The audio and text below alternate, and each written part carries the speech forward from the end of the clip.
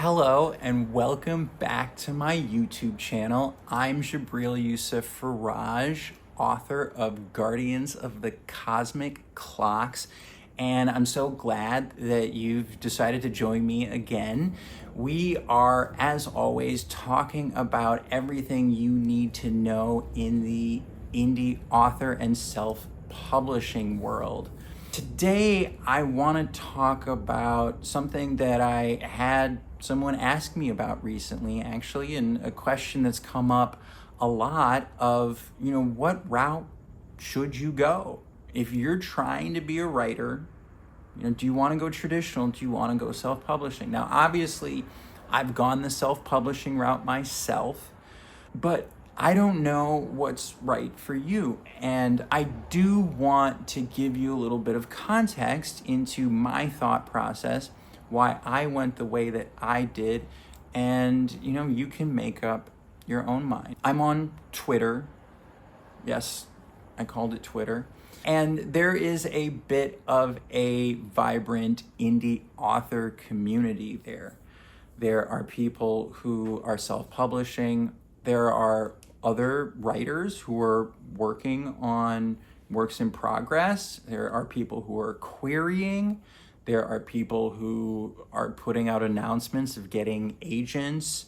And then there are actual traditionally published authors. So, I'm interacting with people at all different stages in their writing careers and journeys. The big things that we have to think about when we're thinking about, okay, I'm going to create a book, I have a novel or a poetry collection, or maybe I'm writing nonfiction. How do you put it out? It's so easy these days just to put it out into the world yourself, but is that going to achieve the goals that I want? And this is probably the biggest reason that people want to go the traditional publishing route. They want to have that institutional backing behind them. They feel like maybe like I'm a real writer, I'm a real author. If I can get a book deal from one of the big 5 publishing houses, that is their dream. And it comes with, although it might not be as big as you thought it would, an advance and all of the window dressing, being a published author. You're getting sent to signings and book conferences and events and promoting your book. And, a lot of that is aided by the publishing company. That's what they're there to do. At the same time, in this day and age, traditionally published authors still do a lot of what us self-published authors are doing, in terms of you are going to have to be the one primarily marketing your books, regardless of which way you go. So keep that in mind. Now, the other thing that you have to realize is that whichever route you go, you're gonna have to be prepared for rejection, okay? If it's going the traditionally published route, getting an agent, not easy. Agents field hundreds, if not thousands of requests from authors or potential authors every year, and they may only accept a handful. So, finding that fit, it's a difficult one. I have spoken with authors online who have gone through hundreds of rejections before being accepted by an agent. So it is not easy. It's also not guaranteed. And, that's the other little piece that for me really kind of pushed me the self-publishing route is I don't like waiting.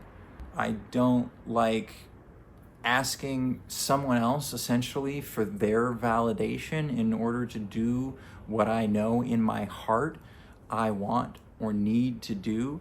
I've always been the person to take the idea, run with it, ask questions later, and just kind of figure it out as I'm going. I'm also very passionate about not only ownership, but creative control. I want to be the one who has final say over what I'm putting out in the world, because I am creating stories for story's sake, and every one of my decisions serves the story. It's what I feel is best for my characters and story. And now, of course, traditionally published authors and publishing houses are going to tell you the same thing, but the reality is that they are making decisions based on how things will sell. Obviously, as an indie author, as someone who's self-published, you have to have an eye for those things too, because if you want to sell books, not just put something out there into the world, you have to be aware of how other people are going to see, perceive it, engage with it, if you want them to make that final purchasing decision. However, I don't think the story and the decisions you're making about the story should play a role in that. So that's number one, is I want to be able to make those decisions. I am a storyteller at heart. I feel very passionate about my characters and the stories that I'm telling, and I don't want that to be eroded by anyone. I know what it's like being an indie author. You are always pinching pennies, trying to get the word out. Gosh, I have to have a website too. That's why I've chosen to go with tertulia.com for my official author website. Listen, websites out there, they're everywhere. It's overwhelming. What do I pick? Is it going to work for what I need? Is it going to be too expensive? You can hardly find a website that'll host a domain for less than $25 a month these days. Tertulia is only $9.99, and it is geared specifically toward indie authors like you and me. It looks great, it's so easy, and they are really passionate about supporting indie authors. Go over to tertulia.com, use the link in the description, create your account today, and get started. Ownership is another big one. If you self-publish, you are the one who owns every inch of that book and everything that goes along with it, which also means our margins are better.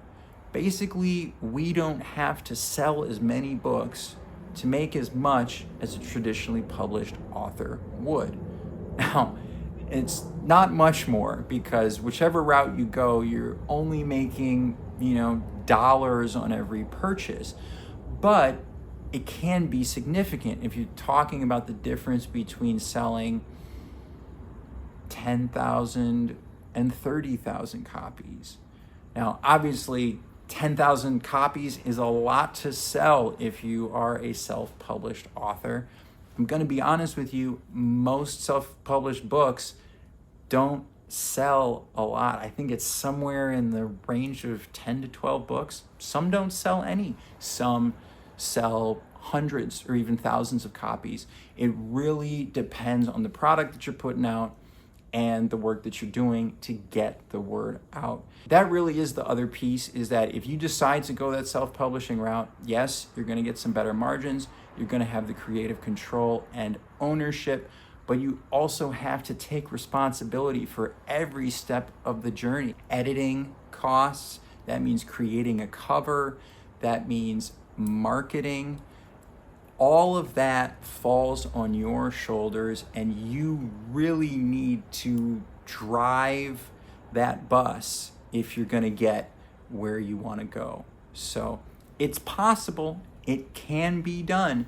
We've seen some indie publishing successes. It is not out of this world, and every day I'm interacting with people who are selling dozens, hundreds, sometimes even thousands of books, and they're not traditionally published. But you have to be aware of that, not only the monetary investment, but that kind of time investment and direction of knowing where you're going and really leading the way, because if you aren't leading the way and you aren't pulling those pieces around you, your book isn't going to go anywhere.